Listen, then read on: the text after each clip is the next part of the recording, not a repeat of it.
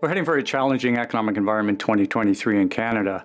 We've seen a number of tailwinds develop around the globe. The days of free trade, free money, excess government spending, free labor, and free carbon are behind us. And it's taking place against a backdrop of cyclical pressures as the economy pushes through capacity, inflation at multi-decade highs, and the Bank of Canada moving very aggressively. Global growth revisions continue to be downside, overlay on top of all these other forces, geopolitical uncertainty, and that's taking growth down, and recession's now base case scenario. So a challenging export environment for Canada, even with a more competitive Canadian dollar, and investment corporate balance sheets flush with cash, but they're going to be a little reluctant to invest. The big swing factor for Canada this year will be the consumer side, slower labor market, rising unemployment rate, and higher food, energy, and debt servicing costs are all going to erode at some of these excess savings consumers are sitting on.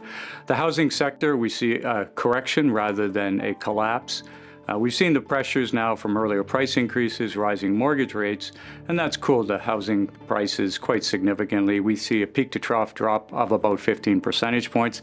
We're a little more than halfway through that. Once we get through the spring and early into next year, then we start seeing some of the fundamentals kicking in, strong population growth, strong immigration, and a number of millennials getting in the home buyer age. So that should help the housing market turn around as we get to the latter part of 2023.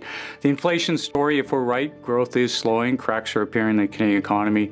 Inflation's probably past its peak. We've seen headline just over 8% and core prices at 5.5%, and both are trending low, and we expect that trend to continue. So for the Bank of Canada, much of their work has been done. As we move through 2023, they'll probably stay on the sideline. Overnight rates look like they've peaked, and the Bank of Canada will watch the evolution of the economy and inflation through 2023. This content is based on information available at the time it was recorded and is for informational purposes only.